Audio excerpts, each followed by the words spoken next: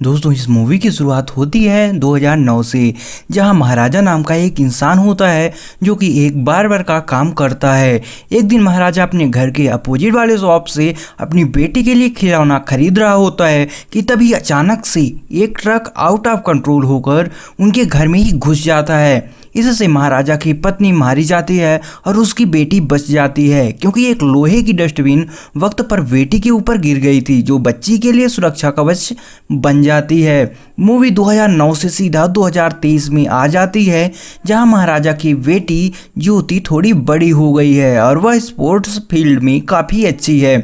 हम जान पाते हैं कि जिस डस्टबिन की वजह से ज्योति की जान बची थी उसे यह लोग लक्ष्मी नाम दे दिए हैं, और महाराजा और ज्योति दोनों डस्टबिन को किसी देवी की तरह पूजते हैं। हर फ्राइडे इसे क्लीन वगैरह करते हैं और वो अपनी बेटी ज्योति को बहुत प्यार करता है। इतना कि एक बार जब स्कूल का प्रिंसिपल ज्योति को किसी गलती के लिए डांट दिया था तो महाराजा ऐसा बोल पड़ा कि प्रिंसिपल को ज्योति से सॉरी बोलना पड़ गया। अब यहाँ हम ज्योति की स्पोर्ट्स टीचर आसिफा को देख पाते हैं, जो कि ज्योति को बहुत मानती है और फिलहाल वह ज्योति सहित कई स्टूडेंट्स को एक हफ्ते के लिए कोयम्बटूर लेकर जाती है।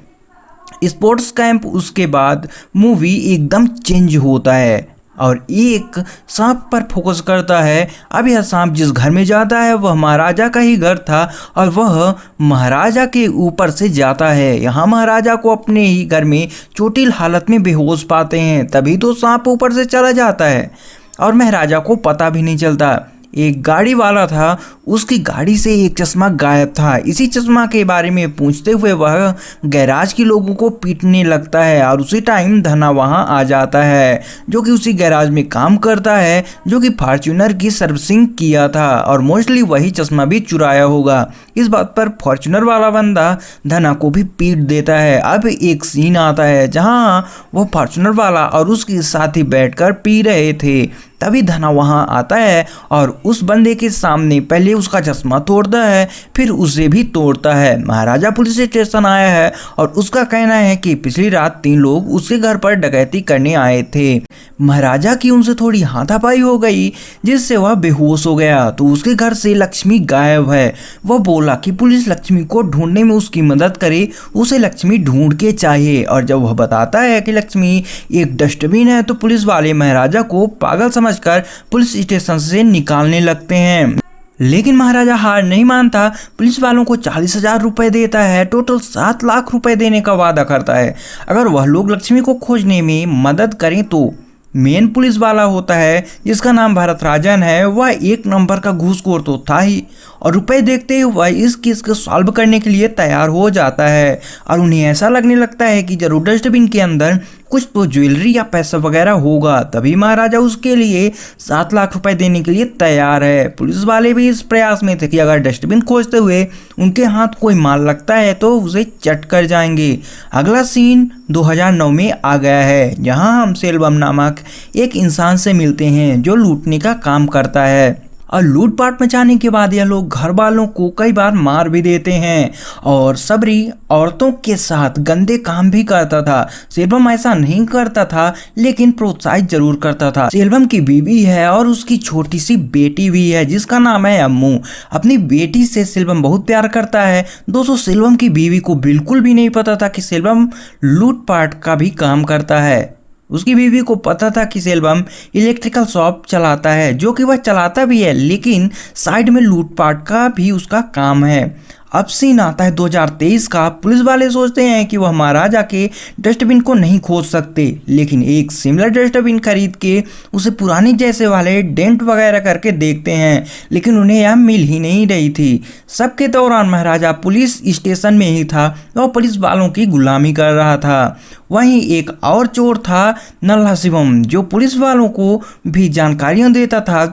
वो पुलिस वालों को बताता है कि लक्ष्मी जैसे डस्टबिन बन जाएगा। पुलिस वाले एकदम खुश हो जाते हैं। तभी वहाँ एक गैराज से आदमी रिपोर्ट लिखवाने आता है कि धना गायब है। जी हाँ दोस्तों, जिसने फॉर्च्यूनर वाले आदमी को मारा था वह कुछ दिनों से गायब था और उसकी फोटो लेकर गैराज का एक आदमी पुलिस स्टेशन में होता है। यहाँ महाराजा धना की फोटो को देखता है और उसके एक्सप्रेशन से हमें क्लियर समझ पाते हैं कि धना के गायब होने में महाराजा का ही हाथ है। जब महाराजा के ऊपर से सांप निकलता है, उसके बाद जब उसकी आंख खुली तो उसे अपने घर में एक गाड़ी की पेमेंट स्लिप मिलती है। यह वही फॉर्च्यूनर गाड़ी थी जिसका इस्तेमाल धना पिछली रात किया था, तभी तो वह फॉर्च्यूनर एक दिन लेट सर्विस करके डिलीवर किया था।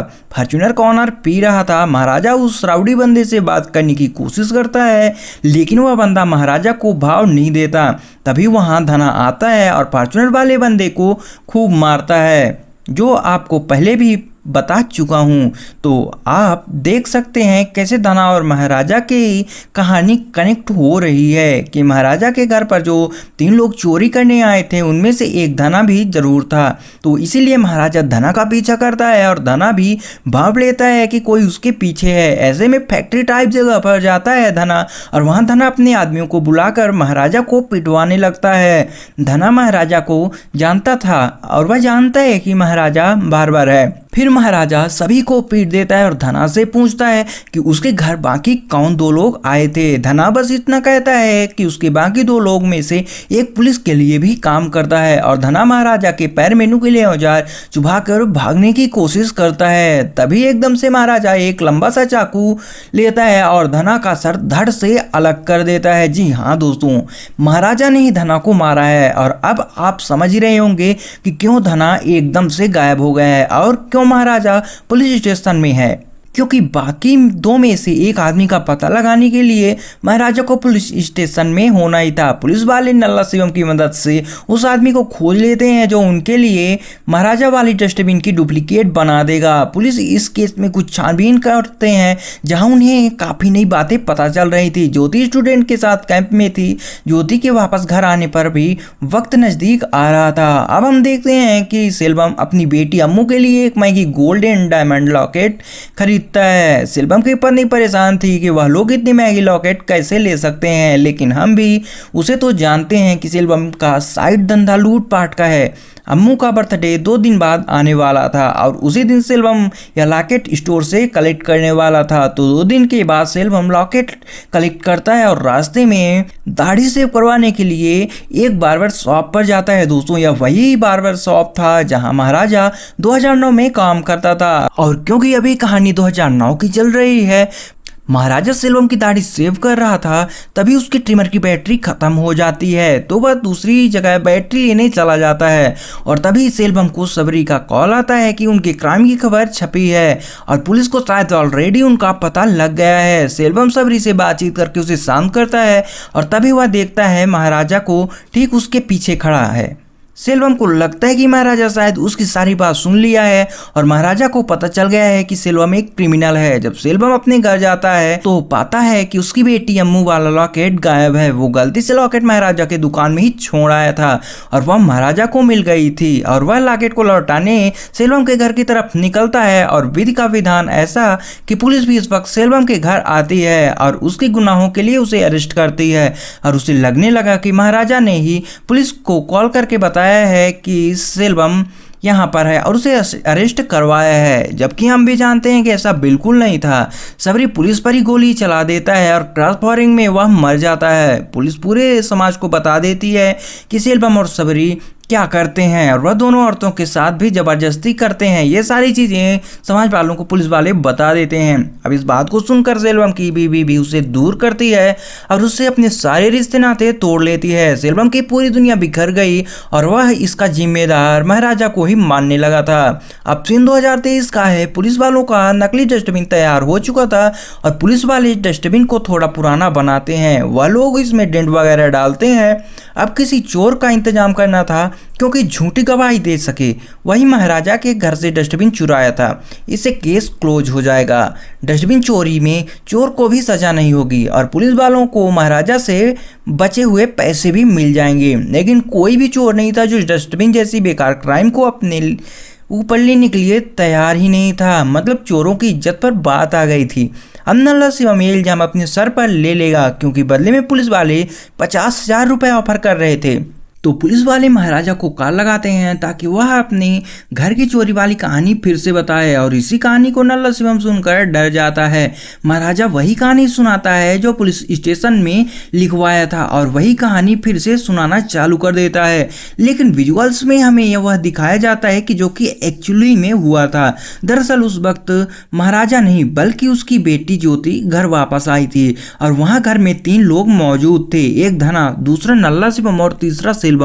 जी हाँ दोस्तों, सेल्वम जेल से बाहर आ गया था और उसे महाराजा से बदला लेना था, इसलिए वह महाराजा के घर पर अपने घर वाले साथी घना और बाहर वाले साथियों के साथ आया। अब वैसे तो महाराजा 9:30 बजे दुकान बंद करके 10 बजे तक घर आ जाता था, लेकिन उस वक्त महाराजा अपनी बेटी के लिए एक न्यू स्पोर्ट शू खरीदने गया था, इस वजह से वह लेट हो गया। अनफॉर्चुनेटली इस रात ज्योति कैंप से वापस आ गई और वह घर ओपन करके अंदर आई। यह 3 लोग ज्योति को मारने पीटने लगे, और इतना ही नहीं, कई बार ज्योति के साथ गलत भी किया। अब भले सेल्वम ने ज्योति के साथ जबरदस्ती नहीं किया, लेकिन वह अपने बाकी 2 साथियों को रोका भी नहीं, बल्कि उनको प्रेरित करता गया कि ऐसा करें। यह लोग कुछ देर महाराजा के आने का वेट भी किया, लेकिन देर होने के कारण यहाँ से निकल लिए। अब जब महाराजा अपने घर वापस आया तो अपनी बेटी को इस बुरी हालत में पाया। वह फौरन अपनी बेटी को अस्पताल लेकर गया, और वहाँ ज्योति महाराजा से वादा करवाई कि महाराजा उस इंसान को जरूर ज्योति के सामने लेकर आएगा जिस चीज ने ज्योति के साथ ऐसा सलूक किया है।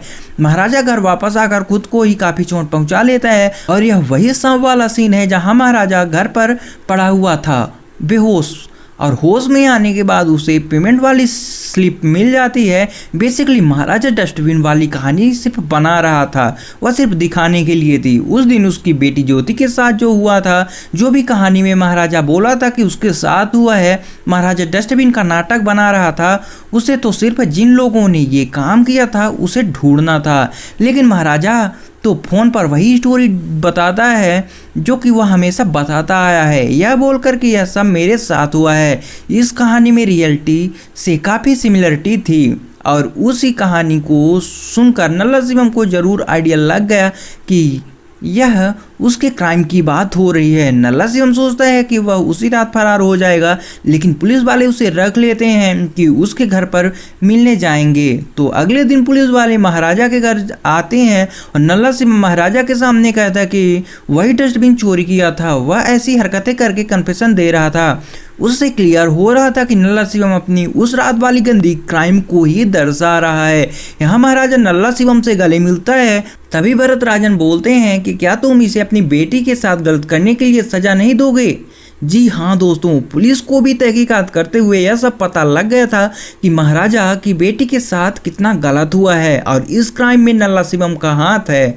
इंस्पेक्टर भरत राजन महाराजा से कहते हैं कि अगर तुम नल्ला शिवम को यहीं मार देना चाहते हो तो मार दो, हम इस केस को छुपा लेंगे। पुलिस भी अब महाराजा की मदद कर रही थी, और महाराजा नल्ला शिवम को भगा भगा के उसे मार डालता है।